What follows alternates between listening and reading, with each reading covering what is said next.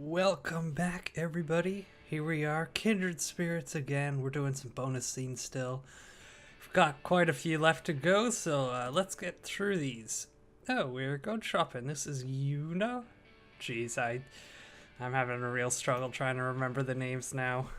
I shouldn't have taken such a long break, I guess. But yes, I think this is Yuna. When did we start doing this? I don't really know. I feel like we've been having these as long as I can remember. Maybe since Hina's been around. We've had dinner together and sleepovers since we were little, after all. Right, sleepovers. We've had lots of sleepover study sessions for as long as I can remember. And since I started school at Shirojo, it's been 3 of us, including Eno. Part of these sleepovers is shopping at the neighborhood supermarket, the Chimaru. I want to put some effort into dinner tonight. I want it to be good and give us all energy, so I've got to think hard about the menu. I'm looking forward to your cooking, Yuna. Right, Hina? I secretly look forward to these whenever tests are coming up. It's not a dinner party, you know. Yeah, I know. Do you have something you want to eat, Hina? Meat. It's not a meat party, Hina. What's a meat party? Something we did a lot at Uni's house when we were little. We grilled meat on the veranda. I'm not sure what a veranda is. I guess it's some kind of barbecue. With charcoal. Ooh, I'm telling you, we're not doing that today. Of course. I've got a bigger budget for stuff on sleepover nights, so I can experiment with different kinds of food. It's great, though a bigger budget doesn't mean I have the time to make anything too elaborate. I would just have less time to study then. I'm honestly happy to have the budget for 3 people. It means more variety for some things. The more you make, the better they are. And if I'm going to the trouble of making something, I want them to be happy about it. I should be extra careful with the ingredients today. When we get to the tomorrow, we'll start with the vegetables. It really is logical to put the vegetables right by the entrance. I think once you've picked your vegetables, you've picked your meal. Even if your main dish is meat or fish, or if you're not cooking them together, the vegetables decide whether a meal is Japanese or Western too. It's a good season for cabbage. It's a bit of a headache that vegetables have been kind of pricey lately though. It is a bit too early for new potatoes. They'd be pretty good. Gratin mashed potatoes, home fries, oven baked with chicken croquettes. Oh, I could make pizza too. And then there are omelets. Hash browns, fried stuff might be a bit heavy. Oh, but Hina will probably eat a lot, so I should make something filling. But we can't get too sleepy to study. It'd be best to make something light and refreshing. Yuna, can we buy juice and stuff, right? Yeah? And snacks. You just want to stuff you just want stuff to munch on when you're studying, right? I could almost picture Anno and Hina rushing over to the junk food as soon as we enter the Chumaro, filling up a basket with snacks and juice. Lots of sugar at night will make you fat for sure. Do they not care about that? Hina might be fine because she moves around a lot on the track team, but Anno, it'd probably go to her chest. And I don't want them eating snacks as soon as they get home. It won't be good if they're too full for dinner. I have got to stop them somehow, and while I was thinking about what to say to them, I realized I felt like a mom with 2 kids. No wait, what am I thinking? I'm still a student. You can't buy too much. You won't have room for dinner. You'll get fat and snacks are expensive. What? What?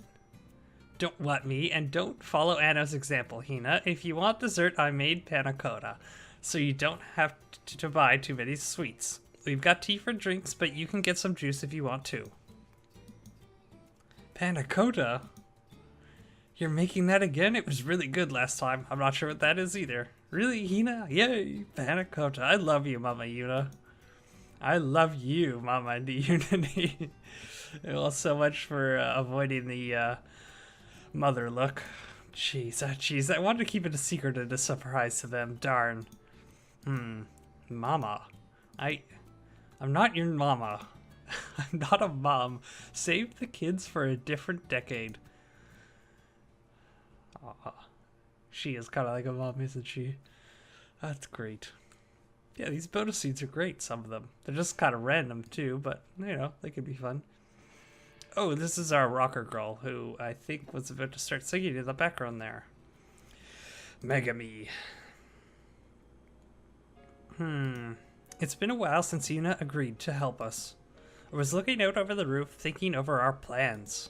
Even if Yuna's helping us now, no, because she's helping us, we'll need good strategies. This is pretty hard, though. In the first place, we're not going to get anywhere if we don't find girls who are in love with other girls. Huh? What was that scream? I heard a yell, a sound from outside the school building, through the open door to the stairs. I turned around and the voice took the form of a girl flying out onto the roof like she had no other goal but to startle me. Her hair color, her clothing, her wild charge, and screaming voice, everything about her stood out. She's rushing towards me. Oh my god, what is this? It's scary. God, that was quite a noise. There's a fence there, you know, that looked like it hurt. Oh, the girl suddenly quieted, sliding to the ground with her fingers still curled around the fence. Is she okay? She worried me with that crash, so I bent down to look at her face. What is this? What is this? What is this? What is this? What's going on? She's hanging her head, muttering something. She's waking out. What's happening to me? Yeah, she's probably, you know, one of those types. How unfortunate. I'll just pretend I didn't see this. But the girl stopped rubbing her cheek on the fence and snapped her head back towards the sky. My chest hurts. My body feels so light. Huh? I stared at her profile, her forlorn voice piercing my heart for some reason. The sky looks way cooler than it usually does. I don't know why, but I feel like I might cry. I feel dizzy just sitting here, like I'm gonna be sucked up into it. Her voice sounded feverish, and her eyes were moist, and the thing she was describing sounded familiar to me. My heart's beating really freaking hard, and my head feels totally empty, and I feel kinda hot. Those symptoms sound like... Am I sick? Am I a goner? I suppose sick is one way to put it, and you could indeed be a goner. Wait, is this that thing I've heard about? It's love. You've got it. She reached a conclusion right on cue. I pointed at her, declaring her correct. It wasn't a conversation since she couldn't hear me, but I didn't care. It just means that I'm succeeding as a ghost if I can enjoy exchanges like these. This is love. Holy crap, what a rush. She gave a big stretch, lying back on the roof, her eyes sparkling with emotion. My, you really seem like you're enjoying this. But the hard part is yet to come. That intensity though, anybody would fall in love with that. That pretty face with those hard eyes and that cool voice, I'd bow down to that beautiful glare any time.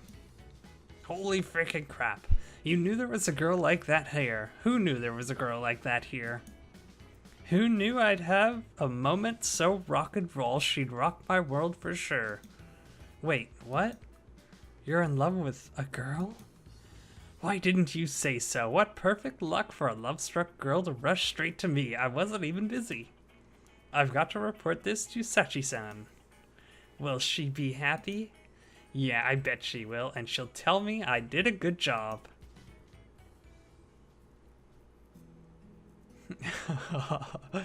Good work, Megami. I can't believe you found another one so quickly. You're quite sensitive to love, aren't you? It's all for you, Sachi, and it isn't just my heart that's sensitive. Oh, isn't it? How wonderful. She'll say, and we'll stare into each other's eyes, and then our hands will reach out, and it'll be so dreamy. If she says that and looks at me with those eyes, holy crap. My fantasy was rudely interrupted when the girl shouted out of nowhere and jumped up. Who would you pipe down? Yeah, love 6. I feel like I could fly. She screamed, holding the fence and hanging out over it. Wait, that's dangerous. You're going to be in trouble if you try to fly from there, you know. Are you stupid? I caught my breath when I realized I'd scolded her out loud. Well, that's just what love is like, isn't it?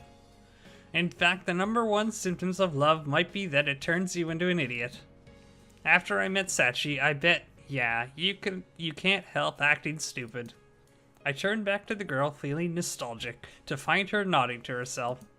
Okay, I'm gonna go look again. Oh, she's going to see the target of her affections now? That's convenient for both of us. I'll cheer her on that much harder if I know who she's in love with. Is she gonna glare at me again with those eyes like knives? Is she gonna ask me, do you need something, with that hard voice of hers? I can't wait. You're happy about that? Wow. When I saw that smile that accompanied her muttering, I couldn't help but match her grin. I'll bet you'll fall in love with her all over again, though.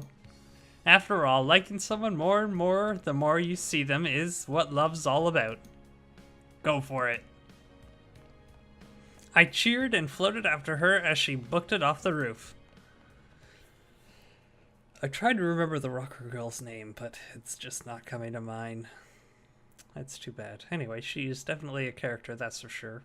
And it looks like we have finished the month of May, so it's on to June. Wow, there's a lot of ones in here. And then, well, I guess it's mostly just June that's left. I'm not sure, though, if we finish them all, if there's, like, more that pop up later. Who knows? Anyways, let's go June 1st. Hanako-san in the bathroom. I'm not sure why we need to go into the bathroom, but this is Yuna, so hopefully she'll be responsible about this. I know she'll be responsible. I've heard a rumor about something in the east side of the bathroom on the 3rd floor. The sort of rumor that any school has, including Shirojo. I've never paid much mind to those sorts of rumors, though. There might have been a time in elementary school when I tried to check one out for myself. Okay. The east side bathroom on the 3rd floor of the Hoshiken building. I went into the last stall in the end. I didn't close the door or lock it. I was going to find out if this supposed thing actually locked the door for you. I really don't think I've done something like this since elementary school. Trying to find out if a ghost exists. The rumor was that the lonely Hanako-san would lock the door with a whisper from behind you, something like, "Stay with me." I heard it from Anno. She really seems to like this stuff like this. She told me all about it when I hadn't even asked. That was this morning. The east bathroom on the 3rd floor, the stall furthest in the back. Hanako-san supposedly shows up there. No way, school ghost stories nowadays? So I thought, but it did make me wonder why I was even thinking about this sort of thing at this age. Probably because I'd met 2 real ghosts, Sachi-san and Megami. That alone made me interested in this rumor. I remember what Anno had told me. She said, the door would lock if you called the ghost. Called, eh? Hanako-san? Clack. Huh? It snapped right before my eyes. The door closed without a sound and locked, with no one but me was in the stall. Of course I was alone, or it looked that way to me, at least. No one was there, and yet it locked somehow, and yet it looked like someone had moved the door. Megami? Oh, you figured it out. Megami slid through the door and appeared in front of me. Hands held out in front of her chest and all, like some bad movie ghost. I thought you'd be behind whatever ghost stories we had here, Hanako-san in the bathroom, eh? I was sure from the moment the door locked. For a split second, I could see a figure slide through the mechanism. I'm not Hanako, as if I'd used such a dated name. And I don't really like the in the bathroom part either. Well, they're going to call you Hanako-san if you're acting like her. Figures it was all just one of your pranks in the end. What, not even getting startled? You're no fun, Yuna. I'm just trying to put some excitement into everyone's dull school lives. I didn't expect it to become some big rumor, though. There's no such thing as monsters like that. This coming from someone who's literally a ghost. Excitement, huh? Right, I thought everyone would be bored with their boring lives. That was quite a sentence. People need stimulation like this sometimes, right? Right? So now and then I play around like this without totally freaking anyone or out or anything. But why'd they say it was a monster doing it? Why didn't they just say it was a ghost? I mean, if there are monsters like that, right? A ghost telling me she doesn't believe in monsters. I remember something then. I don't suppose Sachi-san does things like this sometimes too. There's another ghost at this school after all, one with much longer history than Megami.